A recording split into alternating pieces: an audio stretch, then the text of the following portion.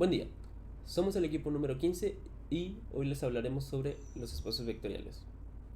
Yo soy Alfonso Barragán y les hablaré sobre las bases de este tema. Primero, un espacio vectorial es un conjunto no vacío B de objetos llamados vectores en el que están definidas siempre dos operaciones, la suma y el producto por un escalar.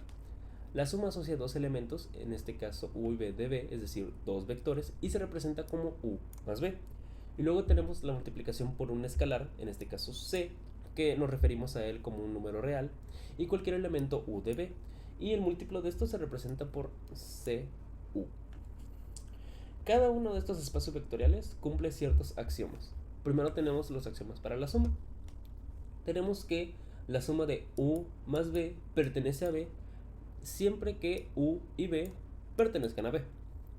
Luego tenemos la ley conmutativa, que es que u más b es igual a b más u, siempre y cuando u y b pertenezcan a b. Luego tenemos la ley asociativa, que es que la suma de u más b más w es igual a u más la suma de b más w, siempre y cuando u, b y w pertenezcan a b. Luego tenemos que para toda u existe un elemento único 0 de b, tal que en toda u de b, si sumamos u más 0, esto será igual a u. Luego tenemos que para cada u de b existe un elemento único menos u de b, que se llama también negativo u opuesto, tal que si tenemos que u más su opuesto, tenemos que esto es igual a 0. Para la multiplicación por un escalar tenemos que alfa u pertenece a b siempre y cuando u pertenezca a b y alfa pertenezca a los reales. Luego tenemos la ley distributiva, que es que alfa por la suma de u más b podemos expresarlo también como alfa u más alfa b para todas u y b que pertenezcan a b y toda alfa que pertenezca a r. Luego tenemos que la suma de dos... Otra vez. Luego tenemos que la suma de a más b por u lo podemos expresar como a por u más b por u para toda u que pertenezca a b y a y b que pertenezcan a los reales. Luego tenemos que a por bu es igual a ab por u, siempre y cuando u pertenezca a b y a b pertenezcan a los reales. Por último tenemos que 1 por u es igual a u para toda u que pertenezca a b. Pero ¿cómo se hacen los espacios vectoriales? Recordemos que un vector siempre tiene m por n coordenadas.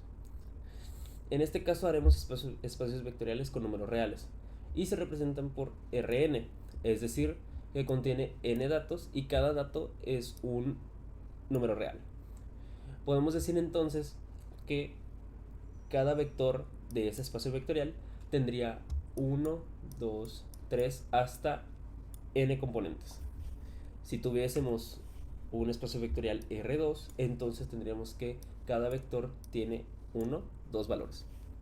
Y luego, si decimos que estamos en el espacio vectorial R3, tendríamos entonces que el vector tendría hasta 3 valores. Esto lo podríamos expresar de otra manera, que es que para un espacio vectorial Rn, cada vector tiene que tener hasta n componentes y cada uno de estos componentes tiene que ser un número real. Ahora, ¿qué es un subespacio? Un subespacio vectorial es un subconjunto no vacío de un espacio vectorial. Podemos decir que W, en este caso, es un subespacio vectorial de B si se cumplen dos propiedades. Uno, que es si u y b pertenecen a W, entonces la suma de u y b pertenece también a W. Lo que podemos decir es W es cerrado bajo la suma. Si u pertenece a W y c pertenece a los reales, entonces el múltiplo de cu pertenece a W, es decir que W es cerrado bajo el producto escalar. Esto se refiere básicamente a que cumple las mismas propiedades que un espacio vectorial. Podemos ponerlo un ejemplo. Tenemos que el subconjunto de B tiene dos valores y estos pertenecen al espacio vectorial R2, tal que el segundo valor es el doble que el primero. Primero, para demostrar que esto es verdad, tenemos que aplicar las dos propiedades que vimos anteriormente. Tenemos primero dos vectores que tienen dos valores, x1 y y1, y x2 y y2. Pero sabemos que el segundo valor es el doble que el primero. Entonces podemos volver a escribir estos como que el vector tiene dos valores x1 y 2x1 y el vector b tiene el valor x2 y 2x2. Luego procedemos a sumarlos y nos da que la suma de el vector u más el vector b es igual a x1 más x2 y el segundo valor es 2x1 más 2x2. Esto podemos factorizar este 2 y nos daría que es x1 más x2 y 2 por x1 más x2. Si se dan cuenta, nos termina dando que el segundo valor es el doble del primero, tal como lo dice acá, que es la primera propiedad que nos dice. Por lo tanto, podemos concluir que la suma de el vector u más el vector b pertenece a b. Ahora tenemos que cumplir la segunda propiedad. Y la segunda propiedad nos dice lo del múltiplo por escalar. Entonces, si tenemos que multiplicamos alfa por u y tenemos que alfa es un número real y que u tenemos que es x1 y 2x1, entonces al multiplicarlo por alfa nos tenemos que el múltiplo de alfa por el vector u es igual a alfa por x1 y 2 a alfa por x1, y se sigue cumpliendo la propiedad de que el segundo valor es el doble del primero. Por lo tanto, podemos decir que alfa por el vector u pertenece a b. Al haber cumplido estas dos propiedades, podemos decir que b es un subespacio de R2.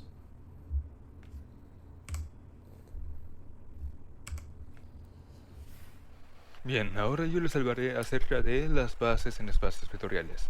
El concepto de esto es que una base es un conjunto de vectores linealmente independiente y que pueden generar cualquier vector de dicho espacio vectorial. Por lo tanto, se podría decir que una base es un sistema generador, solo que, a diferencia de uno, es linealmente independiente, como dijimos al inicio. Ahora, ¿cómo definimos su dimensión? Bueno, digamos que tenemos nuestro conjunto de vectores y es una base del espacio vectorial Rn. Esto, para asegurarse que es cierto, el rango de ese conjunto de vectores debe ser igual a n, tal que así. Y, asimismo, el determinante de ese conjunto de vectores debe ser diferente a 0, tal que así. Una de las bases más usadas es la base canónica. Vamos a dar un ejemplo. Tenemos nuestro conjunto de vectores canónicos de n vectores, y para hacer, por ejemplo, un espacio vectorial de 2, R2, bueno, requerimos dos vectores, asimismo. Y en un espacio vectorial de R3, requerimos 3 vectores. Ahora, hagamos un ejemplo más práctico. Nos dan un conjunto A de vectores, donde el vector 1 es 1, menos 3, 1, el vector 2 es 2, 1, 0, y el vector 3 es menos 1, 0 y 1. Y todo esto pertenece al espacio vectorial R3. Esto lo escribimos en forma matricial y podemos hacerlo de dos maneras: hacerlo por rows o por determinantes. Vamos a hacerlo por determinantes. Sacamos el determinante de esto y veremos que es 8, y 8 es diferente a 0. Por lo tanto, al ser una matriz 3 por 3, su rango es 3, y el rango coincide con el espacio vectorial R3. Por lo tanto, esto es una base. Hagamos un segundo ejemplo. Tenemos un conjunto B de vectores, pero notamos que en el vector U3 es nulo. En una base no puede haber un vector nulo, por lo tanto esto no es una base. Bien, ahora hablemos de matriz cambio de base. Digamos que tenemos un vector W el cual pertenece al espacio vectorial Rn, que a su vez tiene dos bases: la base 1, que está compuesto de un conjunto de vectores Un, y la base 2, que a su vez también está compuesto de un conjunto de vectores Vn.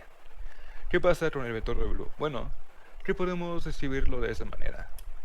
El vector W es igual a la matriz base 1 por el vector W en coordenadas base 1. A su vez, el vector W es igual a la matriz base 2 por el vector W en coordenadas B2. Esto, si lo ven, es una igualdad, así que podemos escribirlo de esta manera. La matriz base 1 por el vector W entre ordenadas B1 es igual a la matriz base 2 por el vector W entre ordenadas B2. Ahora, quiero dejar solo este vector W entre ordenadas B2, así que multiplico esta matriz base 2 por su matriz inversa y hago lo mismo del otro lado para conservar la igualdad. Ahora, ¿qué pasa cuando esto lo multiplico? Bueno, queda la matriz identidad, por lo tanto se elimina. Y nos queda esto así. La matriz inversa de base 2 por la matriz base 1 por el vector W entre ordenadas B1 es igual al vector W entre ordenadas B2. Ahora, si quisiera dejar solita el vector W entre ordenadas B1, haría exactamente lo mismo y nos quedaría esto así. Ahora, ya hacemos la teoría, hacemos el concepto, hagamos un ejemplo.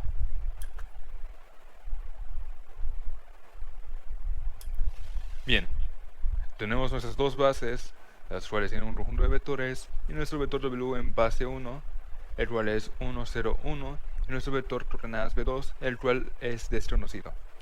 Si recordamos, para saber cuál es esto, requerimos esto, la matriz inversa base 2 por la matriz base 1 por el vector en coordenadas B1. Así que escribimos todo esto en forma matricial y lo intercambiamos en la fórmula. Al resolver todo esto, nos queda este vector, que es 1, 2, menos 1, y ese vector es igual al vector W en coordenadas B2. Por lo tanto, cambiamos la base del vector W en coordenadas B1 por el vector W en coordenadas B2.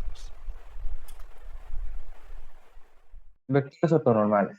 Supongamos que B1, B2 hasta BK son vectores en R a la n. Los vectores B1, B2 hasta BK son ortonormales y son ortogonales y cada vector es un vector unitario. Si U1, U2 hasta UK es una colección de vectores ortogonales o nulos, normalizando cada uno de los vectores obtenemos una colección de vectores ortonormales. A continuación tenemos un ejemplo, los cuales son el vector 1, U2 y U3. El vector 1 es 2, 1, menos 1, el vector U2 es 0, 1, 1 y el vector U3 es 1, menos 1, 1. Notemos que esta colección de vectores es ortogonal. ¿Por qué? Porque al momento de hacer el producto punto entre los vectores, tenemos como resultado 0. Esto significa que la colección de vectores U1, U2 y U3 es una colección de vectores ortogonal en R a la 3. Sin embargo, esta colección no es una colección de vectores ortonormal. ¿Por qué? Porque la norma de U a la 1 dice que 2 al cuadrado más 1 al cuadrado más menos 1 al cuadrado nos da raíz de 6, pero este 6 no es 1. O sea que este vector no es unitario, por lo tanto, esta colección no es ortonormal. Sin embargo, a partir de esta colección podemos construir una colección de vectores ortonormal, simplemente normalizando cada uno de los vectores. Para normalizar los vectores, simplemente es multiplicar el vector por 1 sobre su normal. Aquí tenemos el vector 1, es lo mismo que el vector 1, solo que yo cambié el nombre por vector 1, el cual es multiplicar el vector 2, 1, menos 1 por 1 sobre su normal, que aquí tenemos que es 6. Hacemos lo mismo con el vector 2, que sería el vector U2, 0, 1, 1, multiplicado por 1 sobre su normal, que sería raíz de 2, y lo mismo con el vector 3, que es raíz de 3.